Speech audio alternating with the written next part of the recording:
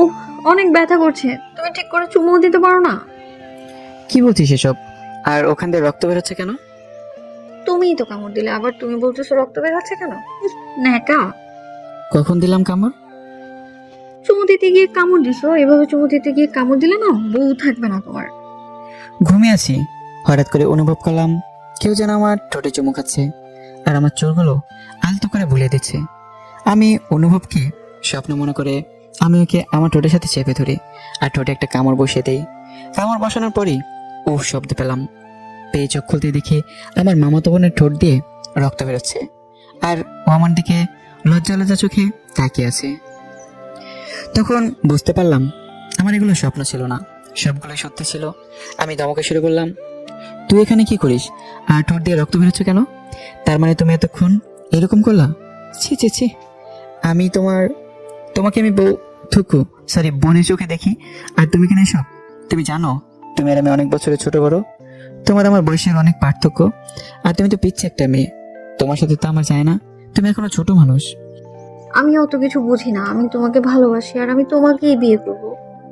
এই কথা বলার সাথে সাথেই একটা থাপ্পড় মারলাম আর বললাম, ছোট মানুষ এত বড় বড় কথা বলো কেন?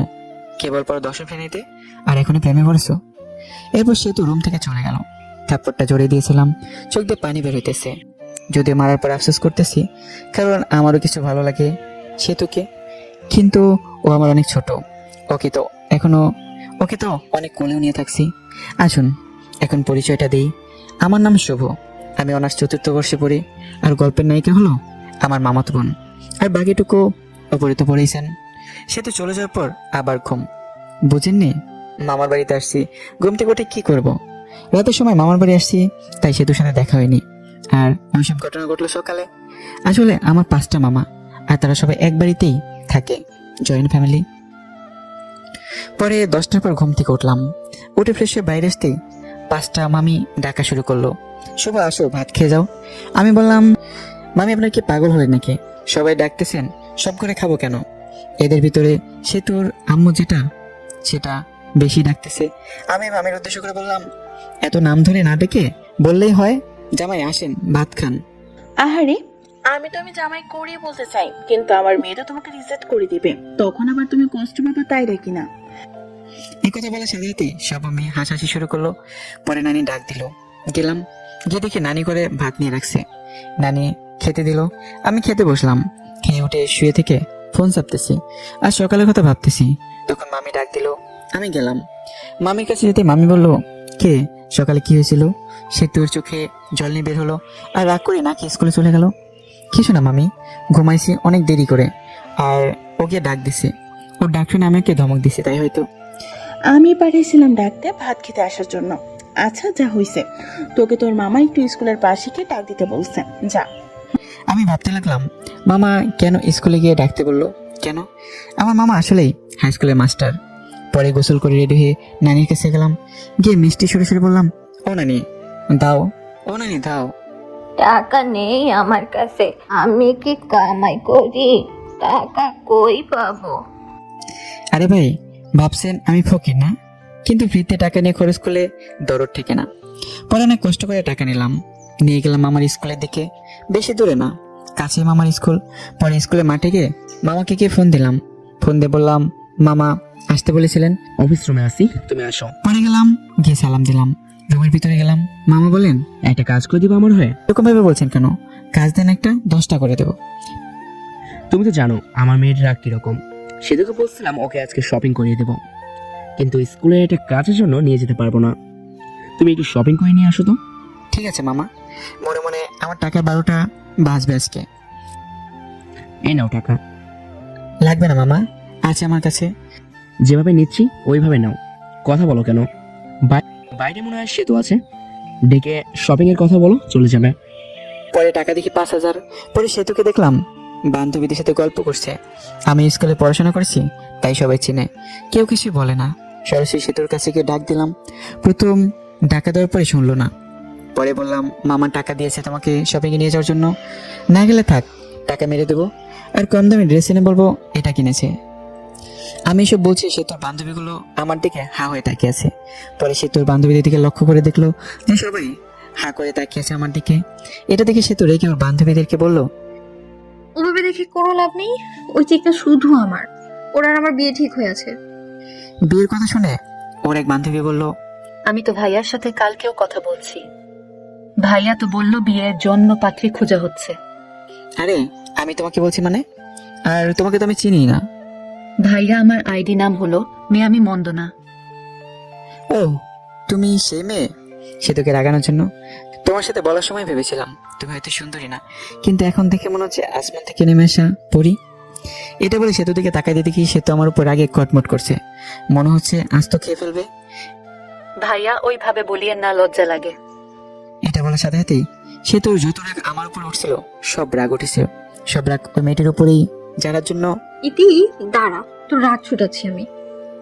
এটা বলে কি ইতিকে ব্যাগ দিয়ে বাড়ি শুরু করলো আর বলল, শালা তুই আমার হবু স্বামীকে আর মেসেজ দেবে না, যদি দেশ তাহলে তোর 24টা বাজাবো। এটা বলে আমার দিকে আস্তে আস্তে বলতে লাগলো, তুই আর আজে বাজে মেয়ের মেসেজে রিপ্লাই দিবি না আর ব্লক করে দিবি। আমি নিশ্চয়ই শুনলাম, আর কিছু বললে আমাকে ব্যাগ দিয়ে বাড়ি শুরু করতো। স্কুল থেকে সরাসরি শপিং মলের দিকে রওনা দিলাম। স্কুল থেকে বের হয়ে অটো ডাকলাম। অটোতে যাবো না, রিক্সাতে যাবো, তুমি রিক্সা ডাকো। রিক্সায় গেলে শরীরের সাথে শরীর লাগবে, আর মানুষ দেখলে প্রবলেম হতে পারে। আমরা তো প্রেম করি, তাই এক রিক্সাতে যেতেই পারি। লোকে কি বলে বলো, তা আমার কিছু যায় আসে না। পাগল হয়েছো নাকি? আমরা প্রেম করলাম কবে? আচ্ছা বাদ দাও ওসব, রিক্সা ডাকো, শপিং করতে যাবো। পরে বাধ্য হয়ে রিক্সা নিয়ে শপিং এর উদ্দেশ্যে বের হলাম। রিক্সা অনেক বিরক্তি ফিল হচ্ছে, কারণ সে তো আমার শপিং মলে যাওয়ার আগ পর্যন্ত রিক্সার ভিতর আমার হাত ধরেছিল, মনে হইতেছে স্বামী স্ত্রী যাচ্ছে। পরে শপিং মলে ঢুকে এটা কিনে ওটা কিনে, কেনার কোনো শেষ নাই। মামা টাকা দিয়েছিল 5,000, আর কিনতে মোট খরচ হলো 7,000।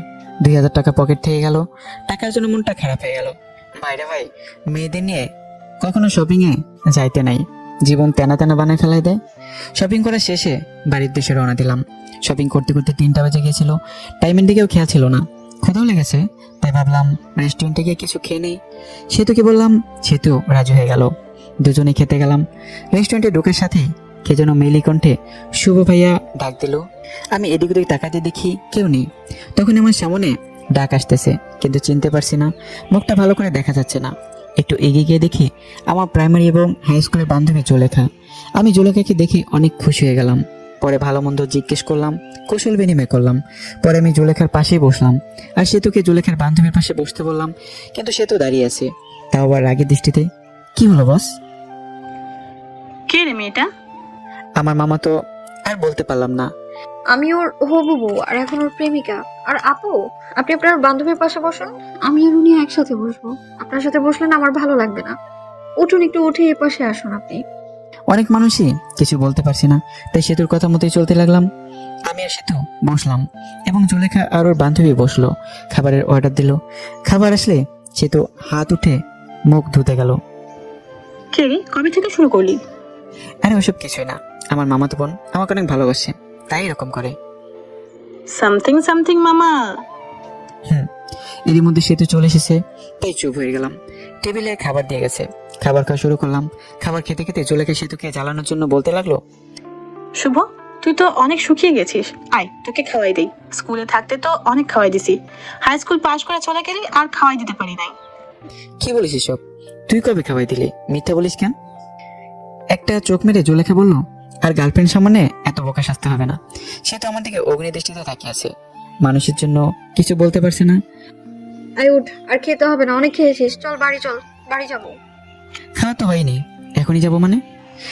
যাবে কি না বলো, না গেলে ফুপা মুখে বলে দিব তুমি শুধু মেয়েদের সাথে মিশো আর মেয়েদের সাথে ই করো। আমি বুঝতে পারছি, চলো খেতে হবে না।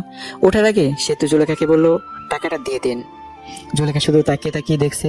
পরে রেস্টুরেন্ট থেকে এসে রিক্সা নিয়ে বাড়ির দিকে রওনা দিলাম। রিক্সা ওঠার সাথে সাথে সেতু বলল, তুমি তো লুচ্চা কেন? আমি লুচ্চা মানে? কি লুচ্চা আমি করছি তোমার সাথে? হ্যাঁ, সকালে এত জোরে কিস করছো যে আমার ঠোঁটটাই কেটে গেছে। আবার ওই মেয়ে নাকি তোমাকে ভাত খাওয়াই দিছে। ছি ছি, আমরাও তো পড়ি, কাউকে তো কিছু খাওয়াই দিই নাই। তুমি ছোট থাকতেই খাওয়াই দিচ্ছ, এখন তো অনেক বড় হয়েছো, এখন মনে হয় অনেক কিছু খাও মেয়েদের কাছ থেকে। আরে আমি তো আগে মেয়েদের সাথে কথা বলি নাই, আর এখন মেয়েরা কি খাওয়াবে? হ্যাঁ, মিথ্যা বলো কেন? জুলেখা তো আমার সামনেই বললো। মিথ্যে বলছে জুলেখা। আরও সে তো অনেক কথাই বললো। বলতে বলতে বাড়ি এসে গেছি, পরে ভাড়া দিয়ে দিলাম। বাড়িতে এসে ফ্রেশ হয়ে একটু বসে আছি আর ভাবছি আমার টাকা গেল 2050টা। সে তো কি মামাকে বলে টাকাটা দিয়ে যাবে? 50 টাকা না দিলেও চলবে, কিন্তু আর বাকি টাকা দিলে ভালো হতো। আরে ভাই, ভাবছেন এত টাকা চিন্তা করছি কেন? আসলে আমি মধ্যবিত্ত ফ্যামিলি থেকে বড় হয়েছি, কিন্তু আমার নানা অনেক ধনী ব্যক্তি, সেই সুবাদে মামাদের অনেক টাকা। যারা মধ্যবিত্ত ফ্যামিলি থেকে বড় হইতেছে তারাই জানেন মধ্যবিত্ত ছেলেদের 1 টাকা খরচ করলে হিসাব করতে হয়। এইসব ভাবতেছি, তখনই এসে বলল, কে তোর মন খারাপ নাকি? না নানি, এমনিতে বসে আছি। এ বলে নানি চলে গেল। তখনই সে তো আসলো, বলল আম্মু তোমাকে ডাকে। আমি গেলাম, গিয়ে মামিকে ডাকলাম। ও মামি, ও মামি, মামি। রুমের ভিতর আয়। রুমের ভিতর যেতে মামি দেখি টেবিলের উপর নাস্তা রান্না করে রেখেছে কাউনের চাল দিয়ে। মামি ডাকলেন? নানি, সে তো বললো ডাকলেন নাকি? তোমার জন্য কাউনের চাল দিয়ে নাস্তা রান্না করছি, বসে বসে খাও। আমি খেতে বসলাম। কাউনের চালের নাস্তা খেতে অনেক টেস্ট। খেতে খেতে বললাম, সে তো খাইছে? না, খাই নাই, ওই মনে হয় গেল ঘুরতে, এসে খাবে বললো। খেয়ে উঠে আমি মামাতো ভাইয়ের সাথে ঘুরতে গেলাম। যে নানির বাড়ি গেলে ওই মামাতো ভাইয়ের সাথে ঘুরি। ঘোরাঘুরি করে বাড়ি ফিরে অন্য মামির ঘরে গেলাম। খেয়ে নানির ঘরে আসলাম। এসে শুয়ে ফোন চাপতেছি। কিছুক্ষণ সময় যাওয়ার পর মামারা সবাই এসে পড়েছে। মামারা সবাই নানির ঘরে এসে গল্প গুজব করে। নানির বয়স হয়ে গেছে আর নানু ভাইও মারা গেছে, তাই আর কি। মামিরা বসে, সবাই অনেকক্ষণ গল্প করে। ওই দিনও গল্প করতেছি, তখন সে তো এসে বললো, ভাইয়া তোমার ফোনটা দাও তো।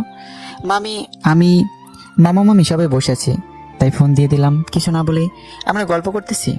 সে তো মোবাইল পেয়ে প্রথমে ঢুকলো মেসেজে। ঢুকে দেখে অনেক মেয়ে মেসেজ দিছে। মেসেজ দেওয়ার অবশ্য কারণ আছে, ওটা বলবো না। এর মধ্যে দেখতে পেলো মেয়ে আমি মন্দ না, সেতুর এই আইডি থেকে মেসেজ আসছে, ভাইয়া খাবার খাইছেন? আমি তো আপনার প্রেমে পড়ে গেছি। সে তো সিন করলো, কিন্তু কোনো রিপ্লাই দিল না। মেসেজ সিন করা দেখে আবার মেসেজ দিল, কি হলো ভাই, চুপ থাকা মানে কি? আমি বুঝে নেব আপনি আমাকে ভালোবাসেন। সে তো রিপ্লাই দিল আমি হয়ে। সেতুর বান্ধবীর নাম সীমা। কিন্তু আমি তো আমার মামাতো বোনকে ভালোবাসি। ভাইয়া, সেতুর তো বয়ফ্রেন্ড আছে, তাও একটা না, অনেকগুলা, যেগুলো হিসাব করে শেষ যাবে না। এই কথা শুনে সেতুর রাগটা চরম পর্যায়ে চলে গেছে। আচ্ছা, আমি কে তুমি তো তা জানো না। আমি তোমার ভাবি হই। মানে? সে তো অমনি ভিডিও কল দেয়, আর ওই দিক থেকে সীমা ধরে। কল ধরার সাথে সাথেই সেতুর মুখ দেখতে পেয়ে অবাক হয়ে যায়। আশালি, আমার অনেকগুলো বয়ফ্রেন্ড, তাই না?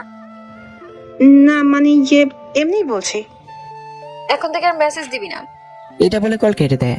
আর আমার মেসেঞ্জারে যত মেয়ে ছিল সব মেয়েদের ব্লক মেরে দেয়। এমনকি যেসব আমার ফ্রেন্ড লিস্টে ছিল সব মেয়েকে ব্লক করে দেয়। আর মেসেঞ্জারে সব চ্যাট মুছে ফেলে আর রিলেশনশিপ স্ট্যাটাস দেয়, এনি রিলেশনশিপ। মা, ফোনটা শুভকে দিয়ে দিও তো। তুই এত বড় ছেলেকে নাম ধরে বললি কেন? ও তোর ভাই, আর তুই ফোন নিয়েছিস, তুই দিয়ে আয়। পামো না। মামি আমাকে ফোন দিয়ে গেলে ফোন হাতে নিয়ে দেখি ফোনে সব কিছু চেঞ্জ। ওয়ালপেপার দিচ্ছি সেতুর, আর লেখা, ওয়ালপেপার পাল্টালে তুমি শেষ। পরে ডাটা অন করে মেসেঞ্জারে ঢুকলাম। মেসেঞ্জার একেবারে ভীম দিয়ে ঘষে পরিষ্কার করে ফেলেছে। তখন একটা মেসেজ আসলো অচেন আইডি থেকে। মেসেজে লেখা ছিল, শুভ সাহেব, এত ভেবে লাভ নেই, সবকিছু আমি ডিলিট করে দিছি। তোমার চ্যাট লিস্টে শুধু আমিই থাকবো। তোমার চ্যাট লিস্টে প্রথম ব্যক্তি আমি, আর শেষ ব্যক্তিও আমি। আর কোনো মেয়েদের সাথে কথা বলবা না, কথা বললে কিন্তু প্রবলেম হয়ে যাবে। তুমি কে, আর তুমি আমাকে কিভাবে চেনো? আমি চিনি তোমাকে, আর তুমিও আমাকে চেনো। তোমার আশেপাশেই আছি। আমি চিনতে পারছি, তুমি আর কেউ না, আমার কিউট বোন সেতু। ওই শালা, বোন বলা বাদ দিয়ে বউ বল, বুঝলি? সবাইকে কি বউ বানানো যায়? সবাইকে বলতে হবে কেন? শুধু আমাকে বলবা। তোমাকে বলবো কিভাবে? তুমি তো আমার আদরের ছোট বোন।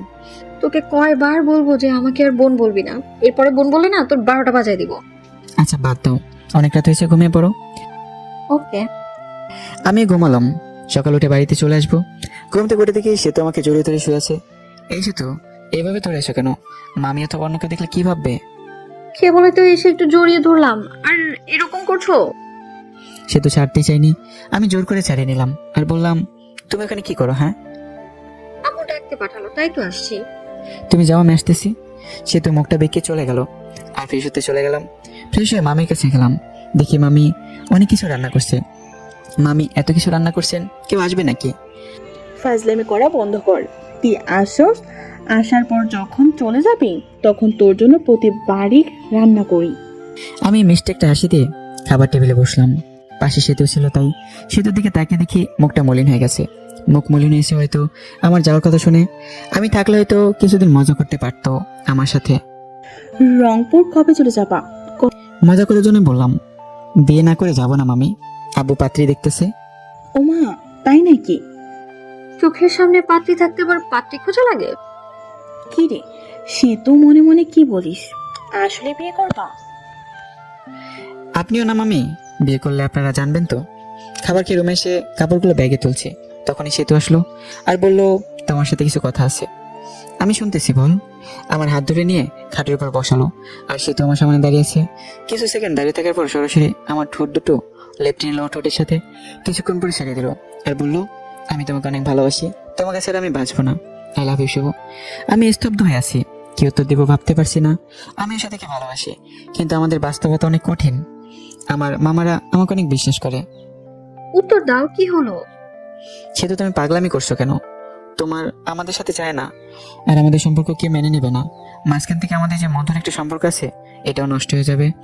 আর আমার মামা মামিদের ভালোবাসা থেকে বঞ্চিত হতে চাই না আমি। আর তোমাকে ভালোবেসে তোমাকে নিয়ে হয়তো পালিয়ে গেলাম, পালিয়ে গেলে মামা মামিদের কাছ থেকে আগের মতো ভালোবাসা পাবো না। আর তোমরা উচ্চ ফ্যামিলির মেয়ে, আর আমরা নিম্ন মধ্যবিত্ত ফ্যামিলির ছেলে। তোমার আব্বুকে বলে সে কোনো কারণে রাজি হবে না। এর ভিতরে একটা কারণ হলো আমরা নিম্ন মধ্যবিত্ত, আর আমার অনেকটা সমস্যা আছে, যেটার কারণে আমি কোনোদিনও হয়তো বিয়ে করতে পারবো না। ওই সমস্যার কারণ শুনলে তোমার আব্বু আম্মু কেউ রাজি হবে না। আশা করি তুমি বুঝতে পারছো। তুমি এখন অনেক ছোট, আগে বড় হও, তবে সব কিছু বুঝতে পারবে। তুমিও যে আমাকে ভালোবাসি বলতেছো, এটা তোমার আবেগ, যেটা বেশি দিন থাকবে না। কিছুদিন পর এই ভালোবাসা শেষ হয়ে যাবে, তখন আর আমাকে ভালো লাগবে না। তুমি তখন কলেজে যাবে, তখন তোমার অনেক বন্ধু বান্ধবী হবে, আর তোমার বন্ধুরা সবাই গার্লফ্রেন্ড বয়ফ্রেন্ড নিয়ে ঘুরতে যাবে। তুমি তো ঘুরতে পারবে না, তখন মনে হবে কার সাথে প্রেম করি, যার সাথে একদিন ঘুরতেও পারি না। কলেজে যাবা, আমার থেকে অনেক সুন্দর ছেলে দেখতে পাবা, আর তোমাকে প্রপোজ করবে, কারণ তুমি অনেক সুন্দর। আর ওই প্রপোজ পেয়ে মনে মনে বলবা, কত সুন্দর ছেলে প্রপোজ করে, আর আমি কিনা পড়ে আছি শ্যামলা একটা ছেলের কাছে। তখন আর আমাকে ভালো লাগবে না, আমাকে তোমার বোরিং মনে হবে। এই শুনো, আমি না এখন আর ছোট নেই। আমি সামনে এসএসসি পরীক্ষা দিব, আর যারা দশম শ্রেণীতে পড়ে তারা ছোট হয় না, বুঝলে? আমি বড় হয়েছি আর আমি সব কিছু বুঝি। আর তোমাকে আমি সত্যিই ভালোবাসি। এই ভালোবাসা না কোনো আবেগ না, আমি তোমাকে সেই নবম শ্রেণী থেকে ভালোবাসি। Really love you. এটা কখনো সম্ভব না। কেন সম্ভব না, বলো না। আমার অনেক বড় একটা প্রবলেম আছে। কি সমস্যা আমাকে বলো, আমি সব রকম সমস্যা মেনে নিব।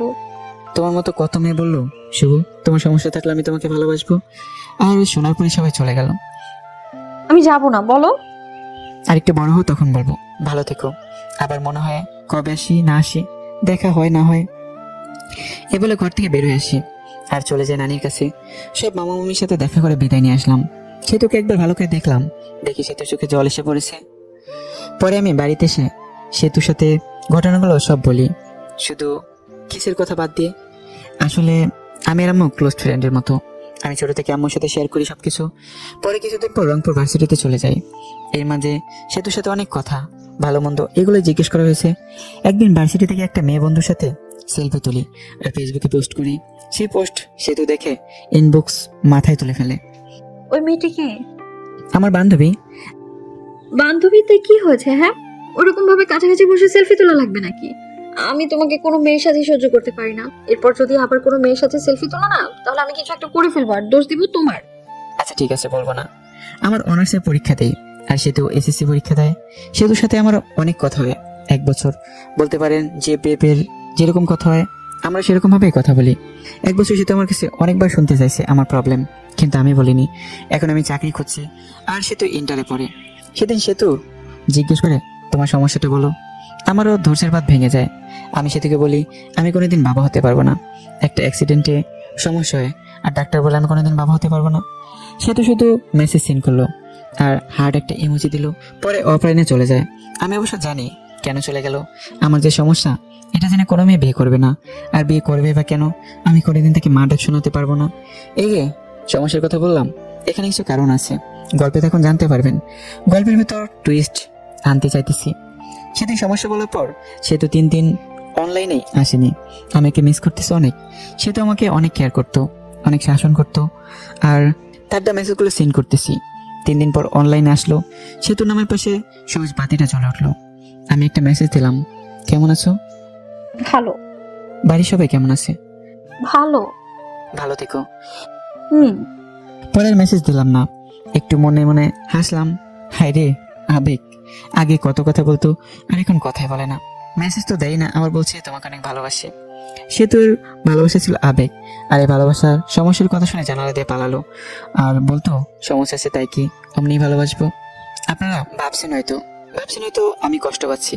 না, আসলে আমার কষ্ট হচ্ছে না। আজকে নতুন ভাবে কেউ কথা বলা বাদ দেয়নি। অনেকে এরকম ভাবে বলতো ভালোবাসে, কিন্তু সমস্যার কথা বলতেই কথা বলা বন্ধ করে দিছে। যদিও অন্য মেয়েদের থেকে সেতুর ব্যাপারটা একটু আলাদা, কারণ সেতুকে আমি ভালোবাসি, আর ভালোবাসাও না ভালো লাগা এই আর কি। সেতুকে মিস করি আর মেসেজগুলো মিস করি, এটাই, তাছাড়া আর কিছুই না। এখন আস্তে আস্তে সেতুকে বলে যাব, তার মেসেজগুলো আর মিস করব না। আমার একটা চাকরি হয়ে গেছে, এখন আর আমি বেকার নাই। কিছুদিন পর শুনতে পেলাম সে তোর বিয়ে ঠিক হয়েছে একটা MBBS ডাক্তারের সাথে। শুনে ভালোই লাগলো। বিয়ের দিন তারিখ ঠিক হয়েছে, বিয়ের 7 দিন আগে থেকে সব মামা মামি নানি সবাই ফোন দিয়ে বলতেছে তাড়াতাড়ি আসতে। আর বলবেই বা না কেন, পাঁচ আমার একমাত্র ভাগিনা, অনেক আদরের। আর আমি ছোটবেলায় মামার বাড়ি বেশি থাকছি, কিন্তু এটা ওটা বলে বলি বিয়েতে যেতে পারবো না। আসলে বিয়েতে গিয়ে সে তো সামনে যেতে শরম করবে, আর শরমের কারণটা আপনারা ফিল করতে পারবেন। সেতুর বিয়েতে আসতে আব্বু আসতে বলছে, কিন্তু না করে দিয়েছি। আম্মু আসার জন্য অনেক জোর করে নাই, জোর করলে আসতেই হতো, কারণ আম্মু উপরে সব কথাগুলো জানে। আমার জীবনে সব ঘটনা আম্মুর সাথে শেয়ার করি। বিয়ে 4 দিন আগে সেতু মেসেজ দিছে, ভাইয়া বিয়ে আসবে না কেন? আসলে 1 বছর কথা বলার পর তোমাকে ভালোবেসে ফেলেছিলাম, আর তুমি মাঝপথে ছাইড়া দিলে। সবকিছুই সম্ভব, কিন্তু নিজের চোখের সামনে ভালোবাসা বিসর্জন দেওয়া সম্ভব না। আপনাকে দিয়ে যদি আমি মা হতে না পারি তাহলে বিয়ে করে লাভ কি? আপনাকে তো কেউ বিয়ে করবে না। আমি আর কিছু না, হাসির একটা ইমোজি দিয়ে অফলাইন হয়ে গেলাম। বিয়ে 2 দিন আগে রুমে বসে আছি বলে ভুল হবে, অফিসের জন্য রেডি হচ্ছি। তখন দেখি মামা আমার দরজার সামনে দাঁড়িয়ে আছে। আমি সালাম দিয়ে বললাম, আরে মামা কখন আসলেন, এই জায়গায় বসেন। তখন মামা বলল, আমি বসতে আসিনি, তোমাকে নিতে এসেছি, চলো। মামা নতুন অফিসে জয়েন করেছি, আর ছুটি দেবে না, আর এমনি গেলে চাকরি থাকবে। তোমাকে কি কেউ কিছু বলছে? তোমার মামি কি কিছু বলেছে নাকি? না মামা, আমি আর কি বলবো। তাহলে চলো তোমার অফিসে যাব, আমি ছুটি নিয়ে দেবো। পরে বাধ্য ছেলের মতো মামাকে নিয়ে গেলাম।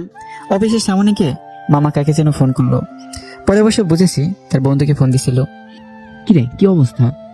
ওই পাশের লোকটির কথা শুনতে পারলাম না। আমি তোর অফিসের সামনে দাঁড়িয়ে আছি। লোকটি কি বললো শুনতে পেলাম না। কিছুক্ষণ পর দেখি আমাদের অফিসের বস বের হয়ে আসলো। আশা দেখে সালাম দিলাম। ওয়ালাইকুম আসসালাম। শুভ আমার ভাগিনা, ওর ছুটি লাগবে।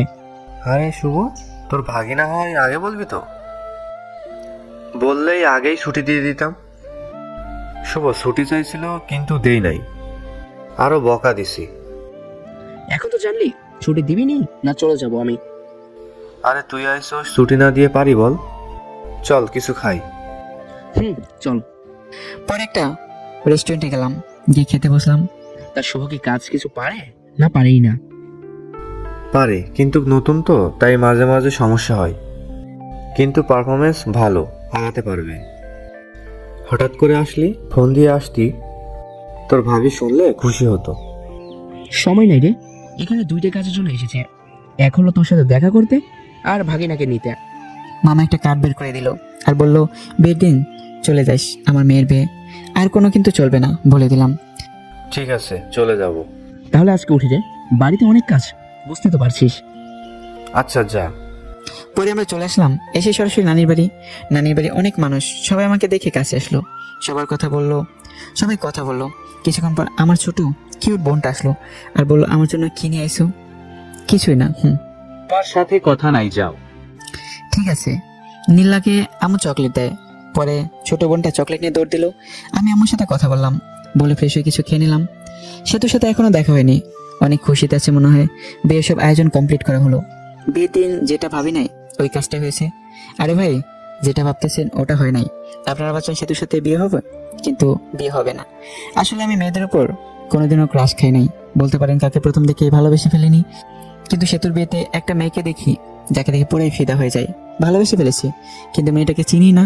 মামার বাড়ির আত্মীয়দের যতগুলো মেয়ে আছে সবগুলোকেই চিনি, কিন্তু এই মেয়েকে চিনলাম না।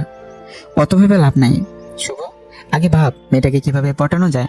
যেভাবে হোক বিয়ের কয়েকদিনের ভিতরে পটাতে হবে, না পটালে হাতছাড়া হয়ে যাবে। যেভাবে সেই কাজ। দেখতে পেলাম মেয়েটা একাই বসে আছে, তার কাছে গিয়ে বসলাম। বসে বুকের বাঁ পাশে হাত দিয়ে বলতে লাগলাম, উহ আহ ইস আপনার কোনো সমস্যা হয়েছে, ডাক্তারকে ডাক দিতে বলবো। উহ ইস, দেখতে পারছেন বুকের বাঁ পাশে চিনচিন করছে। ডাক্তারকে ফোন করব।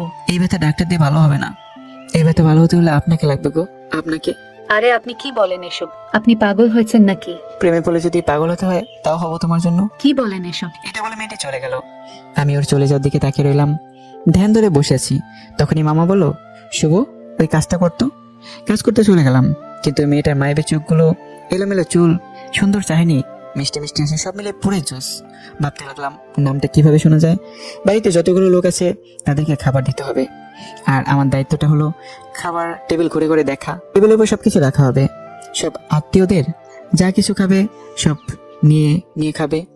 এইটাই দেখা লাগবে, কোন জায়গায় তরকারি শেষ হলো, পানি শেষ হলো, কারো খেতে প্রবলেম হচ্ছে কিনা। এত কাজ আর বিয়ে বাড়ি, এত মেয়েদের মাঝে আমার চোখ শুধু ওই মেয়েটাকেই খুঁজছে।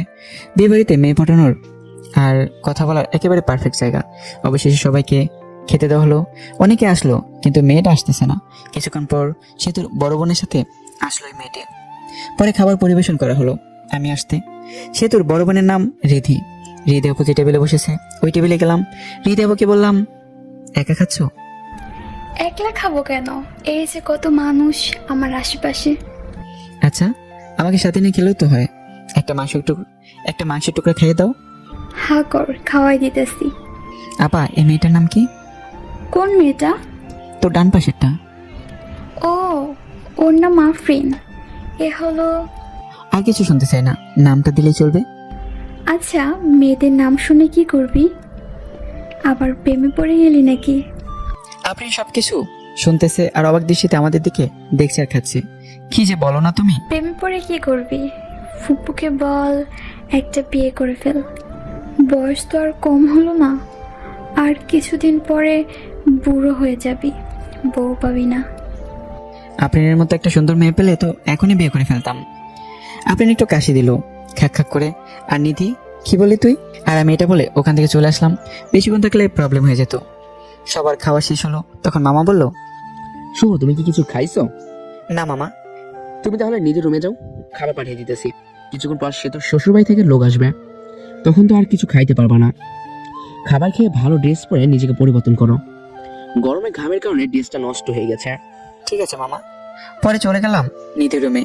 গিয়ে দেখি নিধি, আফরিন আরো কয়েকটা মেয়ে বসে থেকে ফোন চাপছে। আমাকে দেখে নিধি বলে উঠলো, কিরে বান্দর, এখানে কি করস? আফরিনের থেকে তাকিয়ে থেকে বললাম, তাকে না দেখে থাকতে পারলাম না। কাকে রে? বুঝবি না রে। আপনারা তো ভাবছেন নিধির ঘরে খেতে যেতে বললো কেন। এখানে একটা কারণ হলো, বাড়িতে অনেক আত্মীয়। এখন আমাকে আলাদাভাবে খাওয়াতে হলে আলাদা একটা রুম তো লাগবেই, তাই না? তখনই মামা খাবারের প্লেট নিয়ে ঢুকলো, আর আমি টেবিলে বসে পড়লাম। মামা নিধিকে দেখতে পেয়ে বললো, এটা আমার ছোট মামা। ওকে চাচু। আমার সামনে রেখে তরকারির বাটি, ভাতের বাটি আর যা কিছু আয়োজন করছিল সব খেতে বসেছি। তখন ছোট মামি এসে বলল, শুভ ভাত নাও, তরকারি নাও। এমনকি মামি তুলেও দিল। আমি খেতে লাগলাম। ছোট মামি চলে গেল, মেজো মামি আসলো। মেজো মামি এসে তরকারি দিল, ভাত দিল, আমিও নিলাম। পেট ভরে গেছে।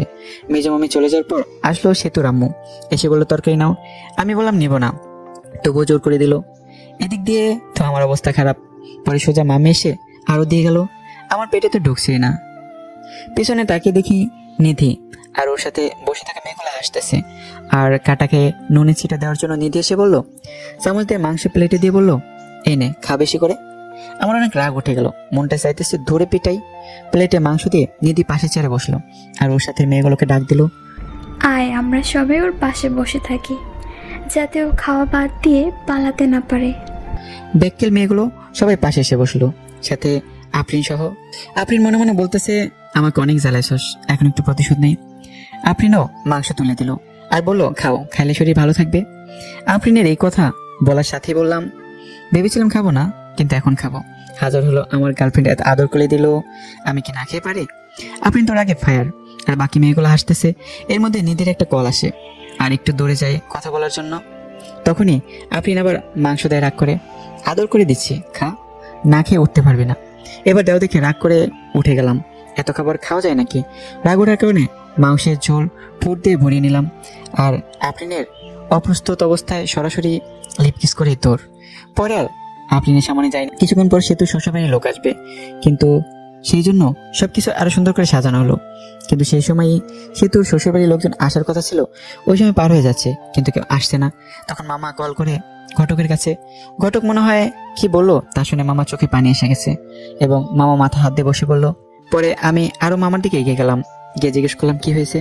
মামা যা বললো তাতে তো আমার হুঁশ উড়ে যাওয়ার মতো অবস্থা। কথা হলো সেতু যার সাথে বিয়ে হওয়ার কথা ছিল, সে নাকি অন্য মেয়েকে নিয়ে পালিয়ে গেছে। বাকি মামারা ওই মামাকে সান্ত্বনা দেওয়ার জন্য বললো, চিন্তা করিস না, আমরা তো আছি। সেতুর আব্বু উঠে আমার দিকে তাকালো, আর বাকি মামারা আমার দিকে তাকালো। তারপর মামারা কি মনে হয় চোখাচোখি করে চলে গেল আমার বাবার কাছে। আব্বুকে কি যেন বললো, আব্বু হ্যাঁ হো করলো। পরে আম্মুর কাছে গিয়ে ওই কথাগুলোই বললো। পরে আম্মু আমার কাছে আসলো আর বললো সেতুকে বিয়ে করতে। কিন্তু কিন্তু আম্মু, সেতু তো আমাকে পছন্দ করে না। তখনই আমার মামার এসে পড়লো আর বলতে লাগলো, শুভ না করিও না, বুঝতেই তো পারছো। পরে আমি রাজি হয়ে গেলাম, বসে থেকে বিয়ের স্টেজে বসে পড়লাম। বিয়ে পড়ানো শেষ হলো, বরকনে একসাথে করে মিষ্টি খাওয়ানো হলো। একটু আর চোখে আফরিনকে দেখলাম, দেখি আফরিন মনটা খারাপ করে আছে। হয়তো আফরিনও ভালোবেসে ফেলেছিল আমাকে, যার কপালে যার নাম লেখা থাকে ঘুরে ফিরে সেই জীবনসঙ্গী হয়। পরে বিদায় নিয়ে চলে আসলাম আমার বাড়ি। আগে ফোন দিয়ে বলা হয়েছিল ঘর সাজানোর, তাই ঘর সাজিয়ে রেখেছে।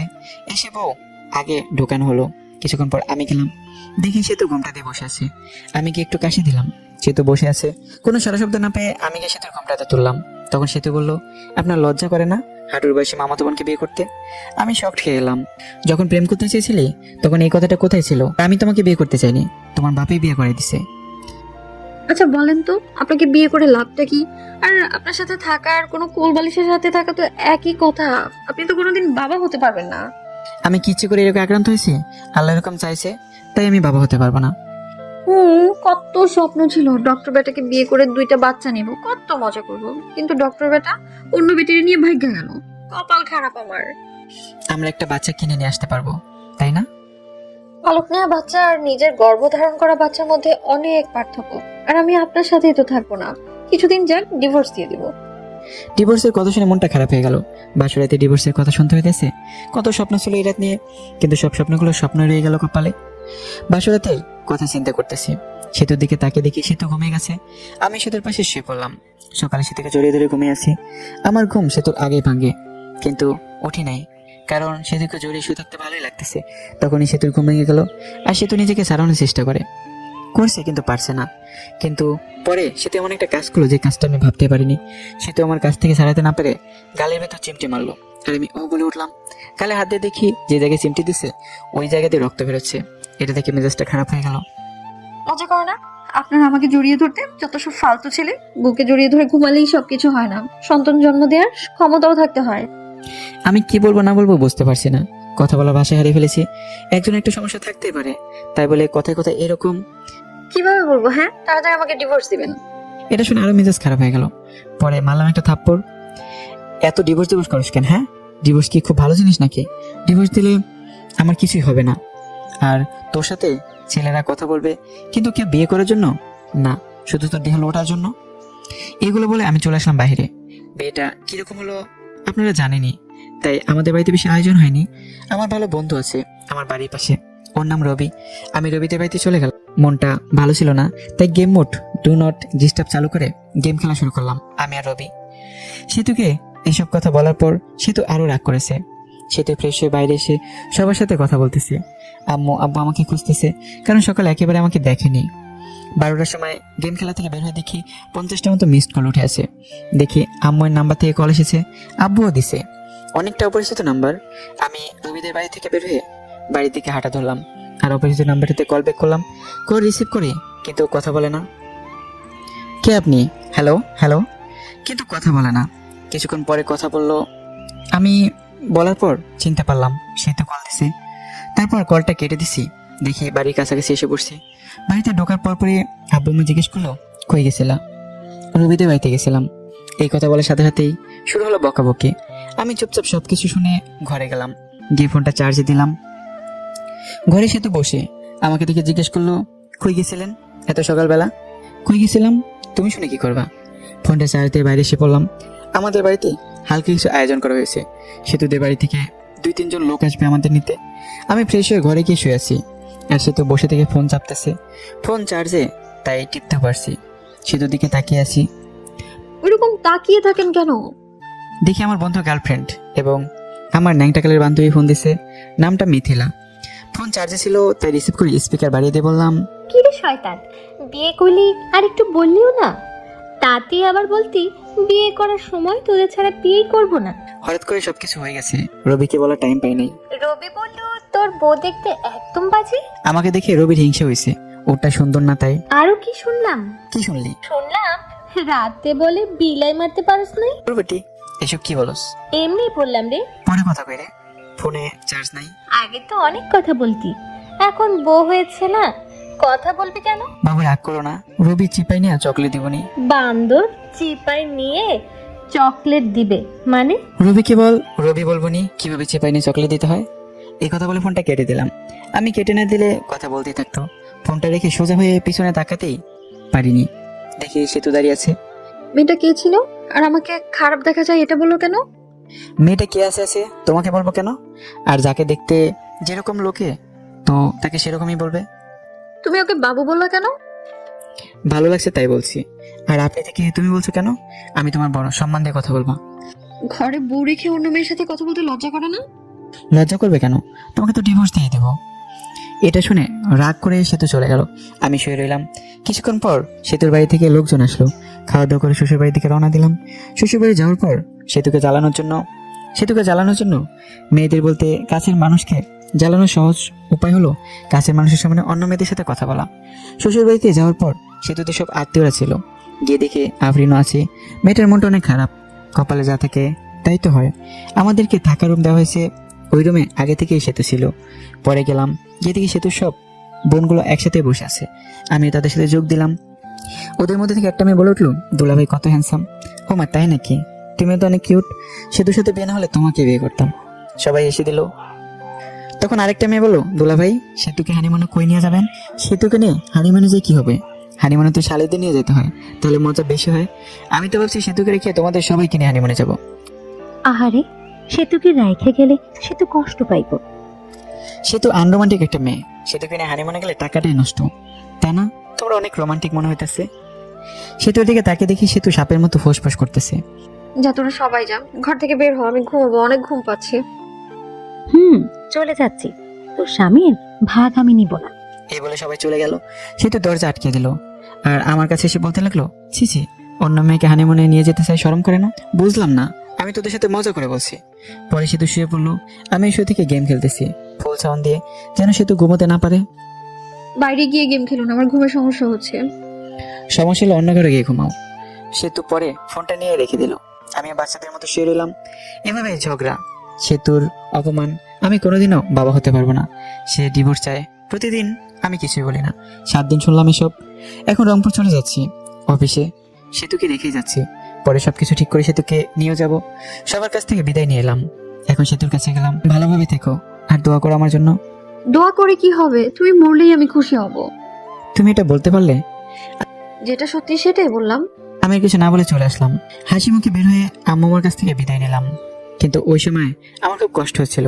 মনে হচ্ছিল যে আমি কান্না করি। আমি এত বিরক্ত হয়ে গেছি যে কেউ একজন আমাকে মারার কথা বলছে। ভিতরে কষ্ট আর বাইরে হাসি নিয়ে চলে গেলাম চাকরি করতে। সকালে গাড়িতে গেছি, তাড়াতাড়ি পৌঁছেছি। রাতে আম্মুর এই জায়গায় কল দিয়েছিলাম। আম্মুকে জিজ্ঞেস করছি সেতুর কথা। সেতুকেও ফোন দিয়েছিলাম কিন্তু রিসিভ করিনি, কেটে দিছে। পরের দিন সকালে উঠে অফিসের জন্য রেডি হয়ে অফিসে গেলাম। যাওয়ার পরে পিয়ন এসে বললো, ম্যাডাম আপনাকে ডাকলো।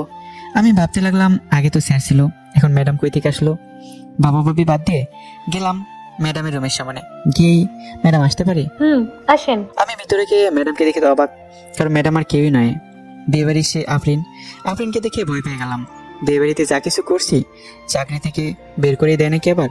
ভয়ে ভয়ে কাছে গিয়ে আপনি আমাকে ডেকেছেন ম্যাডাম? তা কেমন আছেন? আর আপনার বউ কেমন আছে? আমি ভালো আছি, আর আমার বউ ভালো আছে। ভালো থাকলেই ভালো। ম্যাডাম, সেদিনের ভুলগুলোর জন্য আমি দুঃখিত, মাফ করে দেবেন। ওসব আমি ভুলে গেছি। আপনার বউকে সাথে নিয়ে এসেছেন? না, কিছুদিন পর নিয়ে আসবো। নিয়ে আসলে আমাদের বাড়িতে নিয়ে আসেন সময় করে। আপনি বসের কি হন? আপনার বস আমার বাবা হয়। এমনি আপনার সাথে দেখা এবং অফিসটা ঘুরে দেখতে এসেছি। ম্যাডাম, তাহলে আসি, অনেক কাজ করতে হবে, অনেকদিন পর আসলাম তো, দেখতেই তো পারছেন। এরপর কোনোদিন দেখা হলে ম্যাডাম বলবা না, নাম ধরে বলবা এবং তুমি করে বলবা। জি। পরে আসলাম কেবিনে, বসে কাজ করা শুরু করলাম। কাজ শেষ করে মেসের দিকে রওনা দিলাম। আজকে অফিস ছুটির আগে বের হয়েছি, কারণ হলো একটা বাসা খুঁজে বের করতে হবে। মেসে তো আর বউ নিয়ে থাকা যাবে না। বাসা খুঁজে পেলাম, বাসা ঠিক করে মেসে ফিরলাম। পরের দিন বাসায় শিফট হব। এখন বাসা থেকে অফিস যাওয়া আসা করি। আমি রংপুর এসেছি 7 দিন হয়ে গেছে। এই 7 দিনে সেতুকে কল মেসেজ দিয়েছি, কিন্তু কোনো রিপ্লাই পাইনি। একদিন সেতু, আব্বাম্মু এবং সেতুর আব্বাম্মু সবাই একসাথে বসে গল্প করছিল। তখন সেতু সবাইকে একটা প্রশ্ন করে, আম্মু, ওর কি কোনোদিন বড় কোনো অ্যাক্সিডেন্ট হয়েছিল? না, শুভ তো খুব সাবধানে চলাচল করে। সবাই নাই করলো, কারণ আমার তো অ্যাক্সিডেন্ট হয়নি। কিন্তু ও তো বললো ওর একটা বড় অ্যাক্সিডেন্ট হয়েছিল, তারপর থেকে ও বাবা হওয়ার ক্ষমতা হারিয়ে ফেলেছে। তোমার সাথে মজা করার জন্য বলেছে এসব। ও তো কোনো ডাক্তার দেখানোর জন্য হাসপাতালে যায়নি। আমি তো অনেক বড় ভুল করে ফেলেছি। কি ভুল? আমি তো শুভর কথা বিশ্বাস করে শুভর সাথে অনেক খারাপ ব্যবহার করেছি। শুভর কাছ থেকে ক্ষমা চেয়ে নিও, তাহলেই হবে। পরে সেতু ওইখান থেকে চলে আসে, আর ঘরে এসে ভাবতে লাগে পুরনো কথা। এখন আমাকে কিভাবে পটানো যায় সেটাই ভাবতে হবে। আমাকে জানানো যাবে না যে ওই সব জানে। ওকে যখন আমি এতটাই ভালোবাসি এর কথা বলেছিলাম, ও তখন বলেছিল এটা আবেগ। আমি তো কত কিছু বলেছিলাম, তারপরে তো আমি কত খারাপ ব্যবহার করলাম। এখন শুভকে আমায় মেনে নেবে? এখন শুভ ভালোবাসার কথা বললে কি ভাববে? শুভর সাথে তো আমি এই কয়দিনে কথা বলিনি, অনেকবার ফোন দিচ্ছে, আমি তো ফোনটাও ধরিনি। পরে তো আবার ফোন দিবেই, তখন কথা বলবো। এসবই ভাবলো সেতু। এখন আমি আর সেতুকে কল দিই না। উকিলের সাথে কথা বলছি ডিভোর্সের ব্যাপারে। সে যত দ্রুত সম্ভব উকিল কাজটা করে দিতে চাইছে। 7 দিন চলে যায়, তবু সেতুকে একবারে কল দেয়নি। সেতু আমাকে কল দেয়নি। সেতুর এখন আর ভালো লাগে না। সেতুর শুধু ইচ্ছে হয় আমার সাথে কথা বলতে। সেতু মিস করে ওই দিনগুলো, যে দিনগুলোতে আমাকে দেখতেই পারিনি। আমি কত কিছু বলেছি। যখন সেতুর ফোনটা বেজে ওঠে তখনই সেতুর মনে হয় যে আমি ফোন বা মেসেজ দিছি, কিন্তু আমি কোনো ফোন বা মেসেজ দেইনি। সেতু আমাকে কল দিতে চায়, কিন্তু কোনো একটা কিছু কারণে আমাকে মেসেজ বা কল দিতে পারে না। এখন আর আমি সেতুর কথা মনে করি না। আমি প্রথম অনেক কষ্ট হয়েছে, আর নিজেকে দোষ দিই। সেতুকে মিথ্যা কথা বলাটিও ঠিক হয়নি। এদিকে সেতু সবসময় মনমরা হয়ে বসে থাকে, কারোর সাথে বেশি কথা বলে না, শুধু আমার কথাই ভাবে।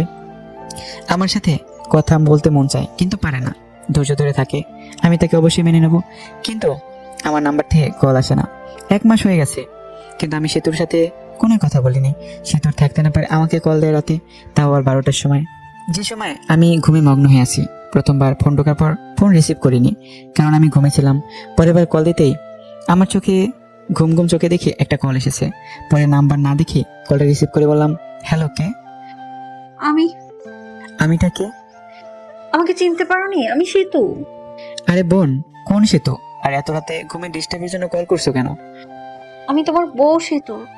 বউ কথা শুনে নাম্বারটা ভালোভাবে দেখলাম, সেতুই কল দিছে।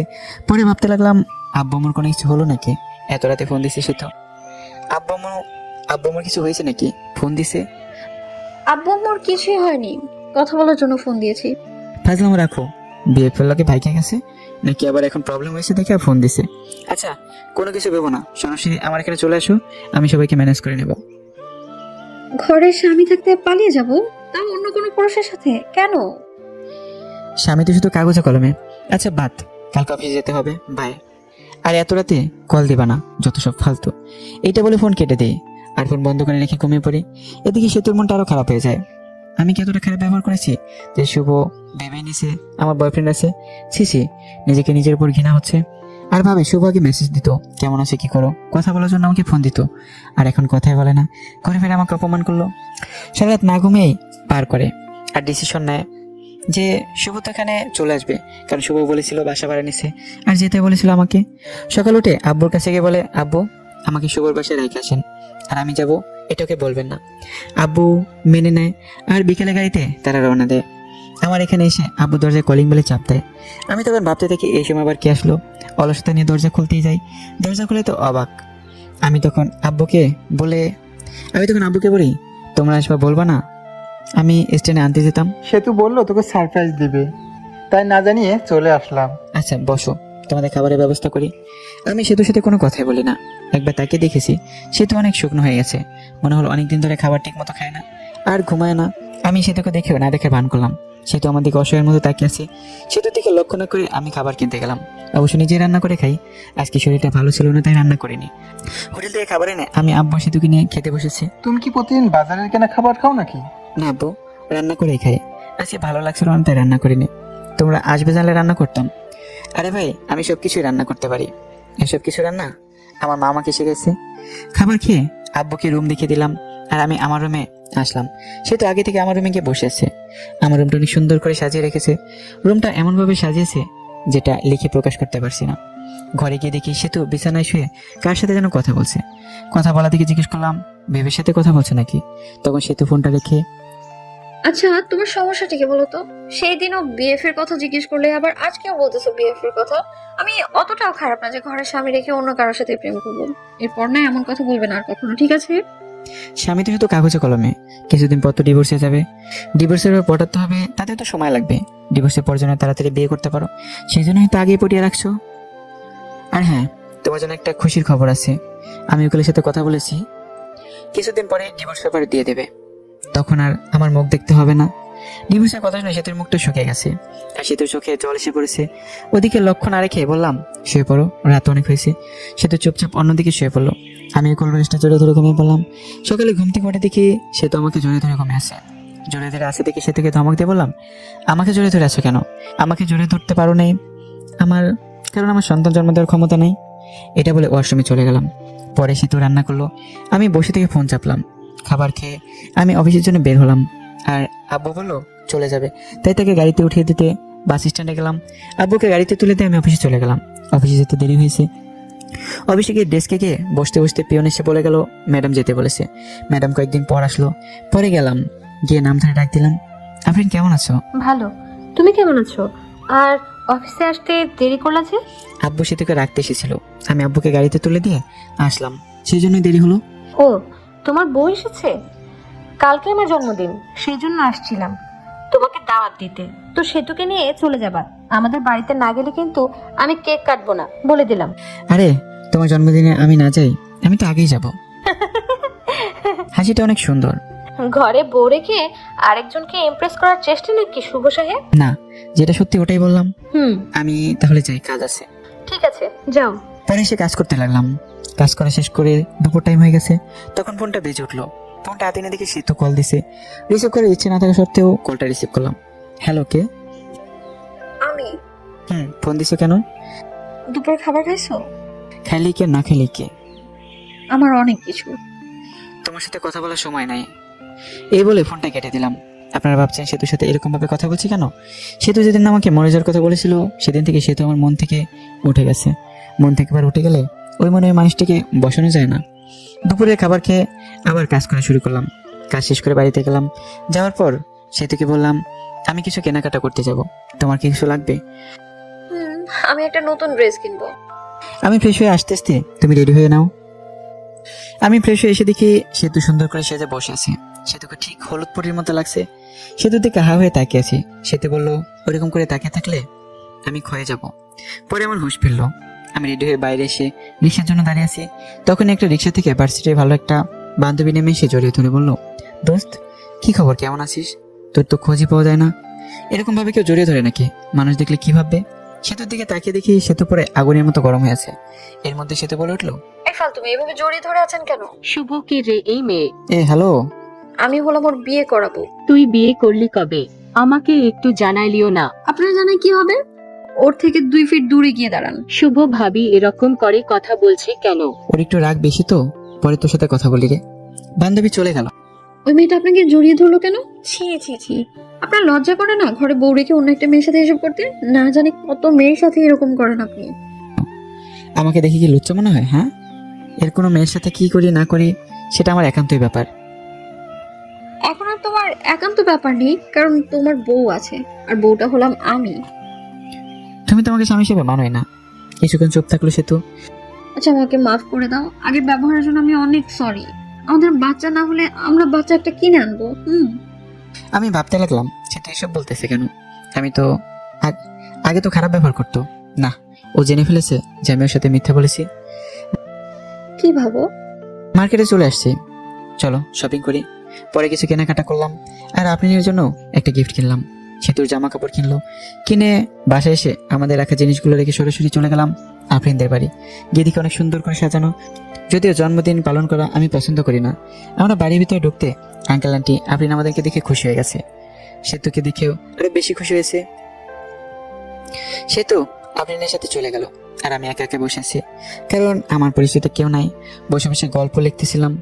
আসার সময় অবশ্য সময় পেলে গল্প লিখি। তখন একটা মেয়ে এসে বলল, আপনি শুভ ভাইয়া না? আমি শুভ। আপনাকে চিনতে পারলাম না। আমি আপনার একজন গল্প পাঠক। আপনার সাথে অনেক কথা হয়েছে মেসেজে। মনে মনে বললাম, আমি তো অনেক মেয়ের সাথেই কথা বলি, এটা আবার কি? আপনার গল্পগুলো অনেক সুন্দর। আমি তো আপনার প্রেমে পড়ে গেছি। আমার প্রেমে মানে? এখন তো তুমি পিচ্চি মামাতো বোন গল্প লিখছো। এই গল্পটাও অনেক অনেক সুন্দর। শুক্রিয়া। আপনার সাথে একটা সেলফি তুলি? আমি কি কোনো ভিআইপি ব্যক্তি নাকি যে সেলফি তুলতে হবে? তুলতে হবে। মেয়েটি যে সেলফি তুলতেল তখনই সেতু এসে ওই মেয়েকে ধাক্কা দিয়ে ফেলে দেয় আর বলে, এই তোমার সমস্যা কি? হ্যাঁ, এতক্ষণ কথা বলছো, ভালো কথা, তাই বলে শরীরের উপরে সেভাবে সেলফি তুলতে হবে? ভাইয়া, কে উনি? পিচ্চি মামাতো বোন, আমার বউ। আপনি লিখেছেন সে তো আপনাকে দেখতে পায় না আর ভালোবাসে না। ভালো না বাসলে তো এরকম রিঅ্যাক্ট করতো না।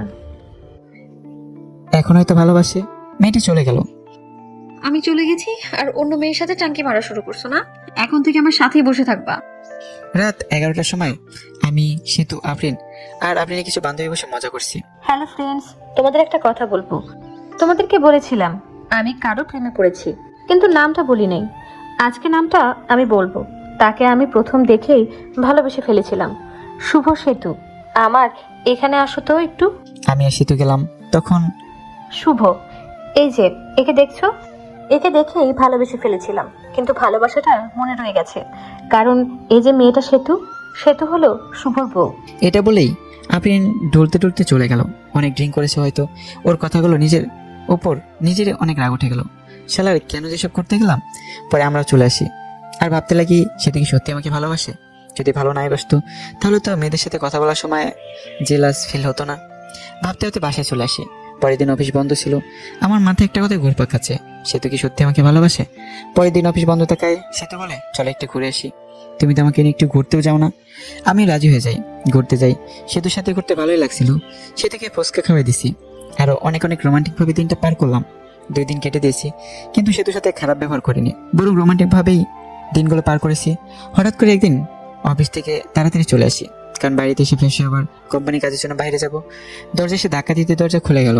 ঘরে ঢুকে দেখি সেতু মনে হয় কারোর সাথে কথা বলছে। মিষ্টি মিষ্টি এসে কথা শোনার জন্য কোনো রকম শব্দ না করে ওর কাছে গেলাম। জানিস, শুভ তো মনে হয় আমাকে মেনে নিয়েছে। শুভ জানে না যে আমি ওর মিথ্যে কথা ধরে ফেলেছি। আমি জানি ওর কোনো সমস্যা নেই। আমি এই কথা শুনে বুঝতে পারলাম ও সবকিছু জেনে ফেলেছে, যে আমি সন্তান দিতে পারবো না, এটা মিথ্যা কথা। আমি নতুন একটা আইডিয়া বের করলাম, কারণ সেতু আমাকে এখনো ফুলফিল ভাবে ভালোবাসেনি। কোনো শব্দ না করে একটু পিছিয়ে এসে সেতুকে ডাক দিলাম। সেতু ফোনটা কেটে দিয়ে আমাকে জিজ্ঞেস করলো, তুমি এত তাড়াতাড়ি আসছো? আসতে সমস্যা হয়েছে? না, সমস্যা হবে কেন? আর আমি আরো খুশি হয়েছি তোমার সাথে বেশি সময় কাটাতে পেরে। আসাতে সমস্যা হয়েছে। এসব বলতে বলতে সেতু আমাকে সে জড়িয়ে ধরলো, আর জড়িয়ে ধরে ঠোঁটে একটা শুকনো চুমু দিল। আমি সেতুকে ছাড়িয়ে ফ্রেশ হয়ে চলে গেলাম। ফ্রেশ হয়ে দেখি সেতু টেবিলে খাবার সাজিয়ে রেখেছে। খেতে বসলাম। সেতুকে বললাম, তুমি খেয়েছো? না, চলো একসাথে খাই। নিজে হাত দিয়ে খেতে ইচ্ছে করছে না। আসো আমি খাইয়ে দিই। সেতু খুশি হয়ে গেল। খাবার খেতে সেতুকে জিজ্ঞেস করলাম, আচ্ছা সেতু, তুমি তো এখনো সত্যি আমাকে ভালোবাসো, তাই না? অনেক ভালোবাসি। এই যে আমি বাবা হতে পারবো না, এটা যখন তোমার রিলেটিভরা জানবে তখন তোমাকে অনেক কিছু বলতে পারে। তখন কি তুমি আমাকে ছেড়ে চলে যাবে? ওকে কি বলে বলুক, তাতে আমার কিছুই যায় আসে না। আমি তোমাকে কখনোই ছেড়ে যাব না। আমি একটা দীর্ঘ নিঃশ্বাস নিলাম। কথা বলার মাঝে খাওয়া শেষ। খাবার শেষ হওয়ার পর রেডি হয়ে সেতুকে একটা চুমু দিয়ে কাজের জন্য বের হলাম। বাড়ি থেকে বের হয়ে একটা বন্ধুর সাথে দেখা করলাম। ওই বন্ধুর বড় ভাই ডাক্তার, আর তাকে দিয়ে একটা মিথ্যা রিপোর্ট বানাবো। পরে ওই বন্ধুকে সবকিছু খুলে বলি আর বলি তোর ভাবির ভালোবাসা পরীক্ষা করার জন্য একটা ফেক রিপোর্ট বের করতে হবে। রিপোর্টটা এমন হবে যে আমি বাবা হতে পারবো না, এটা রিপোর্ট। প্রথমে বন্ধু রাজি হয়নি, পরে অনেক জোরাজুরিতে রাজি হয়। পরে সবকিছুই বুঝিয়ে দিয়ে চলে গেলাম আমার কাজে। কাজ থেকে আসলাম, আর আসার সময় সেতুর জন্য আইসক্রিম আর ফুচকা নিয়ে আসলাম। গিয়ে দেখেছি সেতু অনেক খুশি হয়ে গেল। প্রতিদিন অফিস থেকে আসার সময় সেতুর জন্য অনেক কিছু কিনে নিয়ে আসি। এটা দেখে সেতু অনেক খুশি হয় আর আমাকে একটা করে কিস করতো। 7 দিন যাওয়ার পর রিপোর্ট বের করে। পরে আমি আমার বন্ধুকে বলি এটা বাড়িতে গিয়ে দিয়ে আসবি যখন আমি অফিসে থাকবো। বন্ধুটাই তাই করে। আমি অফিসে থাকাকালীন বন্ধু আমার বাড়িতে যায় আর রিপোর্টটা দেয়, আর সেতু রিপোর্টটা নিয়ে পড়তে থাকে। পড়ে দেখে আমি কোনোদিন বাবা হতে পারবো না। ওখানে সব লেখা আছে আর কারণও লেখা আছে। সেতুর মনটা তখন খারাপ হয়ে যায়। সে কি করবে বুঝতে পারে না। শুভর সাথে সংসার করবে কি করবে না কিছুই বুঝতে পারছে না। আমার সাথে থাকার সময়গুলোর কথা ভাবতে থাকে। এসব ভাবতে ভাবতে কোন দিক দিয়ে সময় পার হয়ে যায় সে তো জানেই না। আর আমি অফিস থেকে চলে আসি আর সেতুর জন্য ফুচকা নিয়ে আসি। বাড়িতে এসে দেখি সেতু মন খারাপ করে বসে আছে। আমি সেতুকে ডাক দিই আর বলি সেতু কি মন খারাপ, তোমার কি তোমার আব্বু আমার কথা মনে পড়ছে? সেতু কোনো কথা না বলে রিপোর্টের কাগজটা আমার হাতে দিল। আমি কাগজটা নিয়ে বললাম এসব তো তুমি জানোই। তাহলে তোমার মা বাবাকে জিজ্ঞেস করার পর তোমার মা বাবা কেন বললো যে তুমি মিথ্যে বলছো, তুমি বাবা হতে পারবে? কারণ আম্মু জানে না। সে তো এই কথা শুনে মুখটা রাগি বানিয়ে চলে গেল। আমি ফ্রেশ হতে চলে গেলাম। ফ্রেশ হয়ে এসে কিছু খেয়ে নিলাম। সেতুর সাথে কথা বলার চেষ্টা করতেছি কিন্তু সেতু দরজা খুলতেছে না। ভিডিও দেখতে দেখতে সন্ধ্যা হয়ে গেল, তখনই সেতু ঘর থেকে বের হলো না। এখন বুঝতে পারলাম সেতু কেন মন খারাপ করে বসে আছে। আমি ভাবতে থাকলাম সেতুকে তাহলে আসলে আমাকে ভালোবাসেনি। সেতু এতদিন তাহলে আমার সাথে মিথ্যা ভালোবাসা নাটক করেছে। সেতু তো ঘর থেকে বের হচ্ছে না। সন্ধ্যা রান্নাটা মনে হয় আমারই করতে হবে, তাই রান্না করতে গেলাম। রান্না করার প্রায়ই শেষ। তখন এই ঠান্ডা পানি মনে গরম পানিতে হাত দিছি আর হাতটা গেল পরে। পরে ওমা বলে চিৎকার দিতেই উঠি, কিন্তু আফসোস ধরার মতো কেউ নেই। পরে নিজের হাত ধরে ঠান্ডা পানিতে কিছুক্ষণ ডুবিয়ে রাখলাম। এরপর ডাক্তারের কাছে গিয়ে হাতটা মেডিসিন লাগিয়ে নিয়ে আসলাম। হাত একেবারে চলে গেছে, দেখতে অনেক বেশি হয়ে গেছে। রান্না কাজ শেষ করে সেতুকে ডাক দিলাম, বললাম সেতু দুপুরের খাবার খাওনি, এখন রাতের খাবারটা খেয়ে নাও, তা না হলে শরীর খারাপ করবে। তুমি হয়তো আমাকে মেনে নিতে পারছো না, ঠিক আছে, আমার ডিভোর্স পেপার রেডি আছে, তোমাকে দিয়ে দেবো, তোমাকে মুক্তি দিয়ে দেবো, আসো তাও খেয়ে নাও। পরে সেতু বের হলো, আমার হাতটা সেতুকে দেখায়নি। পরে সেতু চুপচাপ খেয়ে নিল। হাতের কষ্ট থেকে মনের কষ্টটা অনেক বড়। সেতুকে অনেকটা ভালোবেসে ফেলেছিলাম। হাত পোড়ার কারণে হাতে জ্বালা পোড়া করছে, আবার মনটা ভালো নেই। সেতুর সাথে কাটানো সময়ের কথাগুলো ভাবছি, কত সুন্দর ছিল দিনগুলো। এসব ভাবতে ভাবতে চোখে জল এসে গেছে। মনে হইতেছে চিৎকার করে কাঁদে, ঘুম ধরছে না, এমনিতেই হাতে জ্বালাতন করতেছে, আবার ক্ষুধাও লাগছে। রাত 12টা বেজে গেছে। বসে থেকে কান্না করছিলাম। কষ্ট আর সহ্য হচ্ছে না, অনেক কষ্ট হচ্ছে, যেটা হয়তো বলে প্রকাশ করতে পারবো না। চোখ দিয়ে জল থামছে না। তখনও কাঁধে কারো হাতে ছোঁয়া পেলাম। পিছনে তাকে দেখি সেতু দাঁড়িয়ে আছে, চোখের জলটা মুছে। তুমি এখানে কি করে এত রাতে? আপনি কি করেন? আমার ভালো লাগছে না, তাই আমি বসে আছি। আমারও ভালো লাগছে না, তাই আমিও বসে থাকতে এলাম। তোমার আবার ভালো লাগবে না কেন? তোমার ভালো লাগার কারণ তো তোমাকে ছেড়ে দিতেছি। ডিভোর্স পেপার তো রেডি আছে, কালকে সকালে নিয়ে আসবো। মন খারাপ করো না তো। মেয়েদের সাথে ফষ্টি নষ্টি করতে পারো না বলে আমার ডিভোর্স দিবা, তাই না? এসব কি বলো? তুমি তো বলা ডিভোর্স দিতে। সে তো আমার গলা ধরে বললো। ওই আমি কখন ডিভোর্স চাইলাম? আমি তো চুপচাপ ছিলাম। আমি বাবা হয়তো পারবো না শুনে তুমি মন খারাপ করে দরজা লাগিয়ে বসেছিলে, তো এটা বোঝাই যায় তুমি আমার সাথে থাকতে চাও না, ডিভোর্স চাও। আরেকবার ডিভোর্সের কথা বলে না ঘাটটা মোটকে দিবা, একদম বলে দিলাম। আসলে আমি সরি, আমার ভুল হয়েছে। আমিও তোমাকে ছাড়া থাকতে পারবো না। আমি তোমার সাথে কাটানোর সময়গুলোর কথা ভাবলাম, তুমি আমাকে কতটা কেয়ার করো এটা ভাবলাম। বাচ্চা হবে না তো কি হয়েছে, আমরা বাচ্চা একটা কিনে নিয়ে আসবো। সত্যি তুমি আমাকে ছেড়ে যাবে না? মরার আগ পর্যন্তও যাব না। আজকের ব্যবহারের জন্য অনেক সরি। আমরাই তো। সে তো আমাকে জড়িয়ে ধরে আছে, আমি ধরেছি। রোমান্টিক ওয়েদার আমাদের মাঝে। সে তো শরীরের সাথে একটু ডান হাতটা লাগাতে বলে উঠলাম। কি হয়েছে তোমার? আমি তখন সেতুকে হাতটা দেখালাম। সে তো চমকে উঠলো। এরকম হলো কি করে? আজকে রান্না করার সময় এরকম হয়েছে। সেতু চোখে জল এসে গেছে। আমি আসলে সরি, আমার সন্ধ্যার সময় এরকম ভাবে থাকা উচিত হয়নি। তোমার অনেক কষ্ট হচ্ছে, তাই না? তাহলে তুমি তো ভাতও খাও নাই, তাই না? হ্যাঁ। পরে সেতু প্লেটে ভাত মিশিয়ে আমাকে খাইয়ে দিল। আমি খাচ্ছি আর মাঝে মাঝে হাতে কামড় দেই। খাওয়া দাওয়া শেষ করে আমার বুকের উপর সেতু শুয়ে আছে। আমি সেতুর মাথায় হাত বুলিয়ে দিচ্ছি। পরে দুজনে ঘুমিয়ে পড়ি। এখন থেকে শুরু হলো রোমান্টিক সংসার। হঠাৎ করে একদিন সেতু মাথা ঘুরে পড়ে যায় আর আমি ডাক্তারখানায় যাই। ডাক্তার বলে খুশির খবর, আপনি বাবা হতে চলেছেন। এটা শুনে আমি অনেক খুশি হই। সেটাকে বলতে সেতু মুখটা গোমরা বানিয়ে বলে, আমার পেটে বাচ্চা আসলো কিভাবে? তুমি তো বলেছিলে বাবা হতে পারবে না, আর রিপোর্টও লেখা ছিল। ও, ওইসব ছিল সাজানো নাটক। ওই রিপোর্টে ছিল সাজানো। তুমি আমার কাছ থেকে জানছিলা। আমার কোনো সমস্যা নাই, এটা আমি জানতে পারি। আর আমি তোমার ভালোবাসা কতটুকু সেটা সত্যি জানার জন্য এসব করছি। তুমি ভালো না, তুমি অনেক পচা।